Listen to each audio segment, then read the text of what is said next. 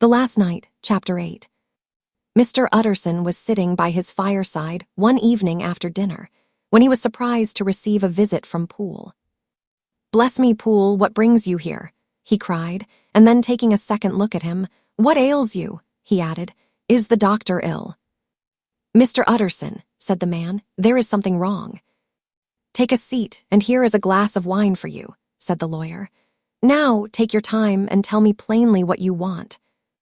"You know the doctor's ways, sir," replied Poole, "and how he shuts himself up. Well, he's shut up again in the cabinet, and I don't like it, sir. I wish I may die if I like it. Mr. Utterson, sir, I'm afraid." "Now, my good man," said the lawyer, "be explicit. What are you afraid of?" "I've been afraid for about a week," returned Poole, doggedly disregarding the question, "and I can bear it no more." The man's appearance amply bore out his words. His manner was altered for the worse, and except for the moment when he had first announced his terror, he had not once looked the lawyer in the face. Even now, he sat with the glass of wine untasted on his knee, and his eyes directed to a corner of the floor. "I can bear it no more," he repeated. "Come," said the lawyer. "I see you have some good reason, Poole. I see there is something seriously amiss. Try to tell me what it is." "I think there's been foul play," said Poole hoarsely. "Foul play," cried the lawyer, a good deal frightened and rather inclined to be irritated in consequence. "What foul play? What does the man mean?" "I daren't say, sir," was the answer, "but will you come along with me and see for yourself?" Mr. Utterson's only answer was to rise and get his hat and greatcoat, but he observed with wonder the greatness of the relief that appeared upon the butler's face, and perhaps with no less, that the wine was still untasted when he set it down to follow.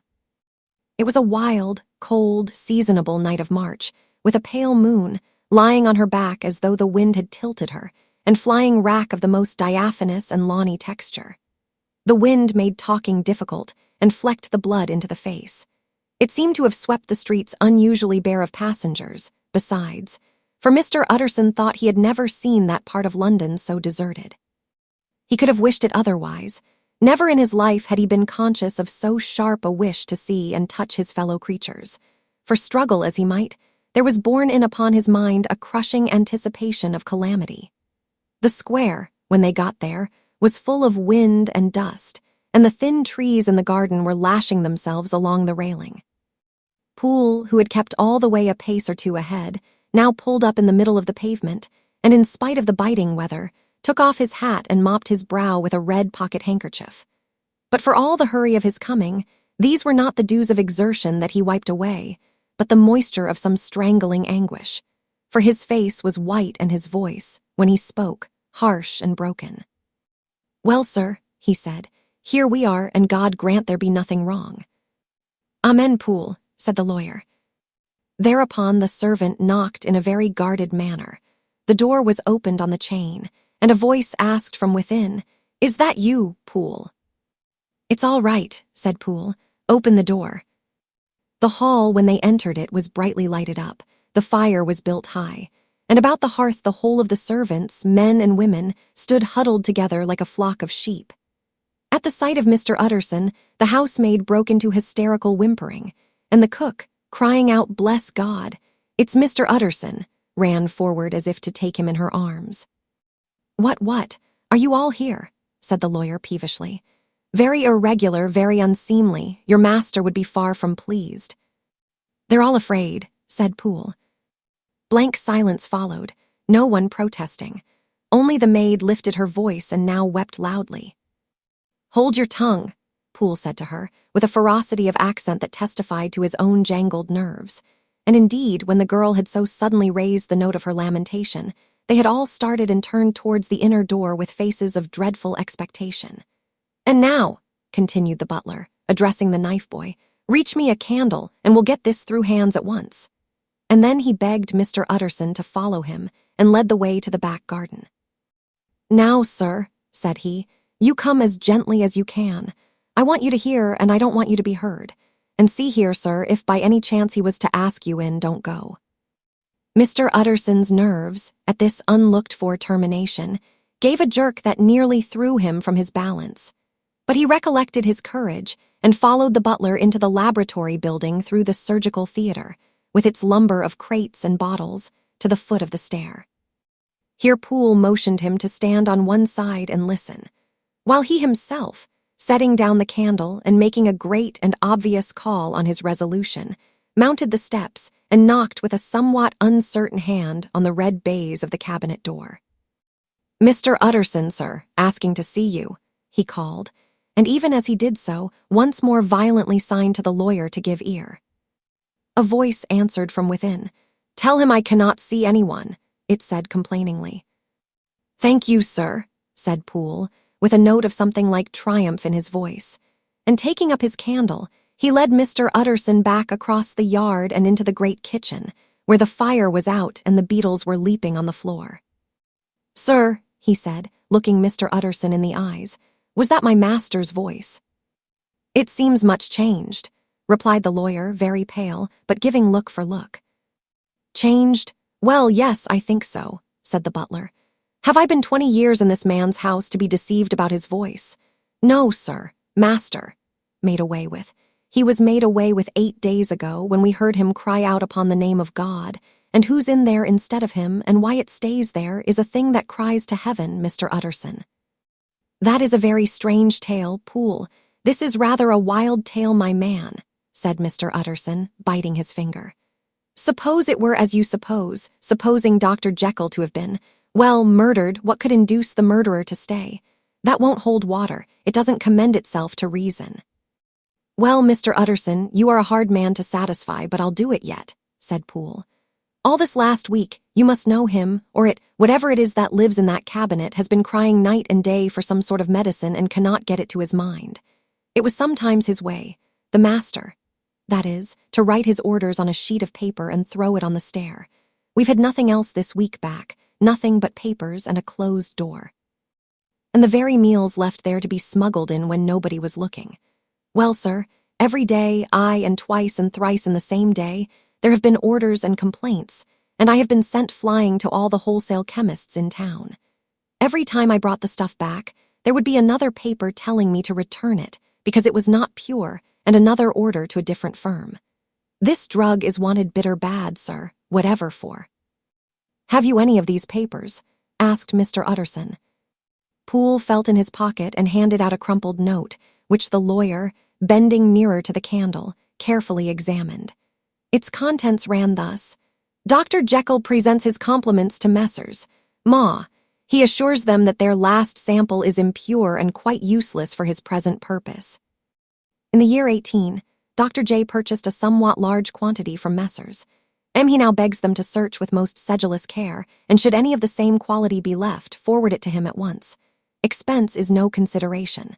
The importance of this to Dr. J can hardly be exaggerated. So far the letter had run composedly enough, but here, with a sudden splutter of the pen, the writer's emotion had broken loose. "For God's sake," he added, "find me some of the old." "This is a strange note," said Mr. Utterson, and then sharply, "How do you come to have it open?" "The man at Ma's was main angry, sir, and he threw it back to me like so much dirt," returned Poole. "This is unquestionably the doctor's hand, do you know?" resumed the lawyer. "I thought it looked like it," said the servant rather sulkily, and then with another voice, "But what matters hand of right?" he said. "I've seen him." "Seen him," repeated Mr. Utterson. "Well." "That's it," said Poole. "It was this way. I came suddenly into the theater from the garden. It seems he had slipped out to look for this drug or whatever it is, for the cabinet door was open, and there he was at the far end of the room digging among the crates. He looked up when I came in, gave a kind of cry, and whipped upstairs into the cabinet. It was but for 1 minute that I saw him, but the hair stood upon my head like quills. Sir, if that was my master, why had he a mask upon his face? If it was my master, why did he cry out like a rat and run from me? I have served him long enough.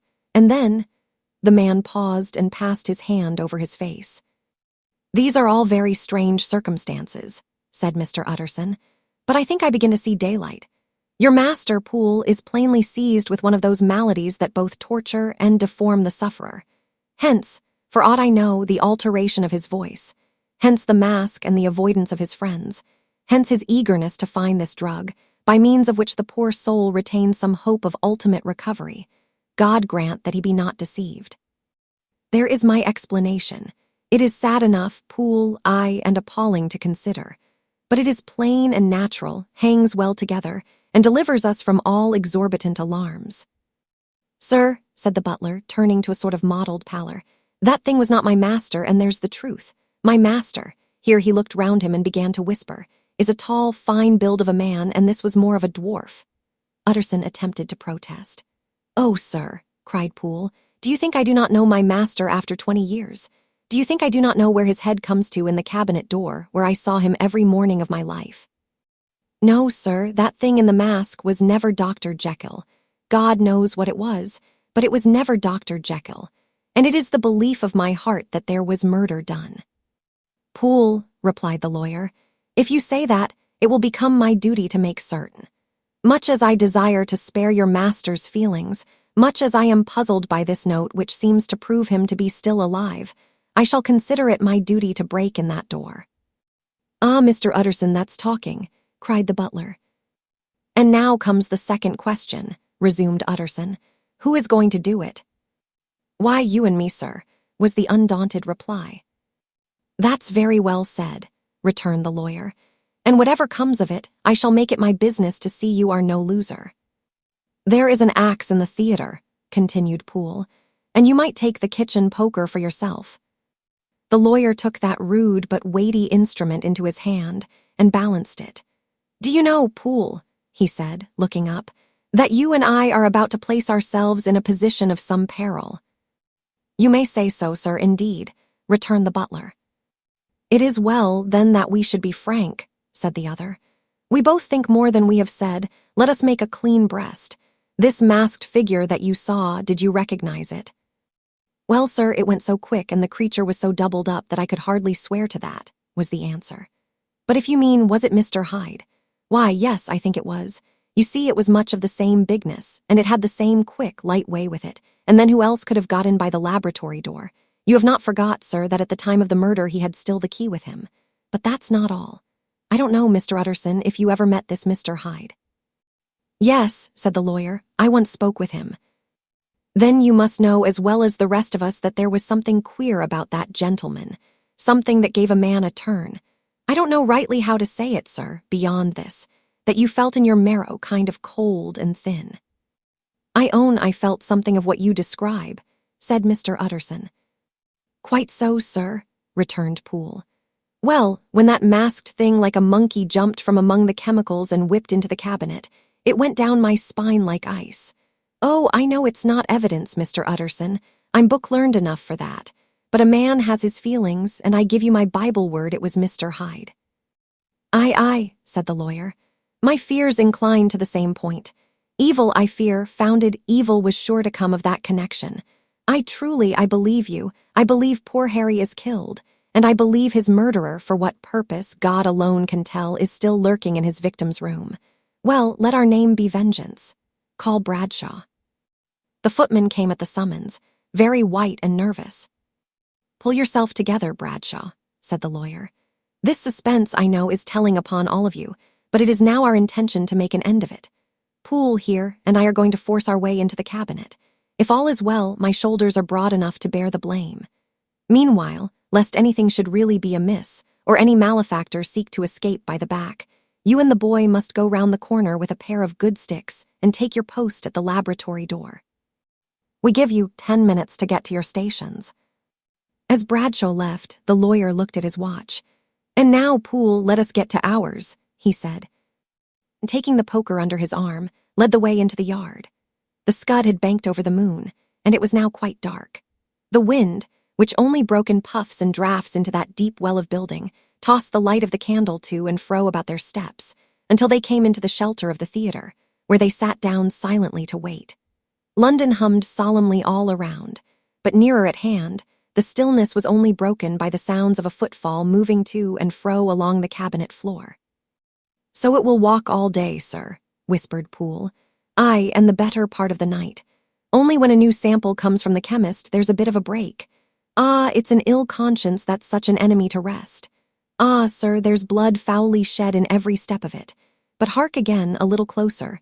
Put your heart in your ears, Mr. Utterson, and tell me, is that the doctor's foot?" The steps fell lightly and oddly, with a certain swing, for all they went so slowly. It was different indeed from the heavy, creaking tread of Henry Jekyll. Utterson sighed. "Is there never anything else?" he asked. Poole nodded. "Once," he said. "Once I heard it weeping." "Weeping? How that?" said the lawyer, conscious of a sudden chill of horror. "Weeping like a woman or a lost soul," said the butler. "I came away with that upon my heart, that I could have wept too." But now the 10 minutes drew to an end. Poole disinterred the axe from under a stack of packing straw. The candle was set upon the nearest table to light them to the attack, and they drew near with bated breath to where that patient foot was still going up and down, in the quiet of the night. "Jekyll," cried Utterson with a loud voice, "I demand to see you." He paused a moment, but there came no reply. "I give you fair warning, our suspicions are aroused, and I must and shall see you," he resumed. "If not by fair means, then by foul. If not of your consent, then by brute force." "Utterson," said the voice, "for God's sake have mercy." "Ah, that's not Jekyll's voice, it's Hyde," cried Utterson. "Down with the door, Poole." Poole swung the axe over his shoulder. The blow shook the building, and the red baize door leaped against the lock and hinges. A dismal screech, as of mere animal terror, rang from the cabinet. Up went the axe again, and again the panels crashed and the frame bounded. 4 times the blow fell, but the wood was tough and the fittings were of excellent workmanship, and it was not until the 5th that the lock burst and the wreck of the door fell inwards on the carpet. The besiegers, appalled by their own riot and the stillness that had succeeded, stood back a little and peered in. There lay the cabinet before their eyes in the quiet lamplight, a good fire glowing and chattering on the hearth, the kettle singing its thin strain, a drawer or two open, papers neatly set forth on the business table, and nearer the fire the things laid out for tea. The quietest room, you would have said, and but for the glazed presses full of chemicals, the most commonplace that night in London. Right in the middle there lay the body of a man sorely contorted and still twitching. They drew near on tiptoe, turned it on his back, and beheld the face of Edward Hyde. He was dressed in clothes far too large for him, clothes of the doctor's bigness.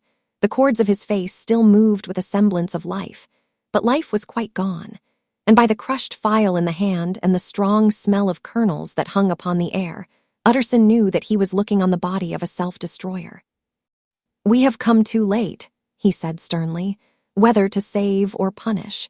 Hyde is gone to his account, and it only remains for us to find the body of your master." The far greater proportion of the building was occupied by the theater, which filled almost the whole ground story and was lighted from above, and by the cabinet, which formed an upper story at one end and looked upon the court. A corridor joined the theater to the door on the by-street, and with this the cabinet communicated separately by a second flight of stairs. There were besides a few dark closets and a spacious cellar. All these they now thoroughly examined. Each closet needed but a glance, for all were empty, and all, by the dust that fell from their doors, had stood long unopened. The cellar, indeed, was filled with crazy lumber, mostly dating from the times of the surgeon who was Jekyll's predecessor. But even as they opened the door, they were advertised of the uselessness of further search by the fall of a perfect mat of cobweb which had for years sealed up the entrance. Nowhere was there any trace of Henry Jekyll, dead or alive. Poole stamped on the flags of the corridor. "He must be buried here," he said, hearkening to the sound. "Or he may have fled," said Utterson, and he turned to examine the door in the by-street. It was locked, and lying nearby on the flags, they found the key, already stained with rust. "This does not look like use," observed the lawyer. "Use," echoed Poole. "Do you not see, sir, it is broken, much as if a man had stamped on it." "Aye," continued Utterson, "and the fractures, too, are rusty." The 2 men looked at each other with a scare. "This is beyond me, Poole," said the lawyer. "Let us go back to the cabinet." They mounted the stair in silence, and still with an occasional awestruck glance at the dead body, proceeded more thoroughly to examine the contents of the cabinet. At one table, there were traces of chemical work, various measured heaps of some white salt being laid on glass saucers, as though for an experiment in which the unhappy man had been prevented. "That is the same drug that I was always bringing him," said Poole. and even as he spoke, the kettle with a startling noise boiled over. This brought them to the fireside, where the easy chair was drawn cozily up, and the tea things stood ready to the sitter's elbow, the very sugar in the cup. There were several books on a shelf. One lay beside the tea things open, and Utterson was amazed to find it a copy of a pious work, for which Jekyll had several times expressed a great esteem, annotated, in his own hand with startling blasphemies. Next, in the course of their review of the chamber, the searchers came to the cheval glass, into whose depths they looked with an involuntary horror. But it was so turned as to show them nothing but the rosy glow playing on the roof, the fire sparkling in 100 repetitions along the glazed front of the presses, and their own pale and fearful countenances stooping to look in. "This glass has seen some strange things, sir," whispered Poole. "And surely none stranger than itself," echoed the lawyer in the same tones. For what did Jekyll? He caught himself up at the word with a start, and then conquering the weakness. What could Jekyll want with it? He said. "You may say that," said Poole. Next they turned to the business table. On the desk, among the neat array of papers, a large envelope was uppermost, and bore in the doctor's hand the name of Mr. Utterson. The lawyer unsealed it, and several enclosures fell to the floor. The first was a will, drawn in the same eccentric terms as the one which he had returned 6 months before, to serve as a testament in case of death and as a deed of gift in case of disappearance. But in place of the name of Edward Hyde, the lawyer, with indescribable amazement, read the name of Gabriel John Utterson. He looked at Poole, and then back at the paper, and last of all at the dead malefactor stretched upon the carpet. "My head goes round," he said. "He has been all these days in possession. He had no cause to like me. He must have raged to see himself displaced, and he has not destroyed this document." He caught up the next paper. It was a brief note in the doctor's hand and dated at the top. "Oh, Poole," the lawyer cried. "He was alive and here this day. He cannot have been disposed of in so short a space. He must be still alive. He must have fled. And then, why fled and how? And in that case, can we venture to declare this suicide? Oh, we must be careful. I foresee that we may yet involve your master in some dire catastrophe." "Why don't you read it, sir?" asked Poole. "Because I fear," replied the lawyer solemnly. "God grant I have no cause for it." And with that he brought the paper to his eyes and read as follows.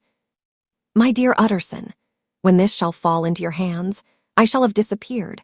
Under what circumstances I have not the penetration to foresee, but my instinct and all the circumstances of my nameless situation tell me that the end is sure and must be early.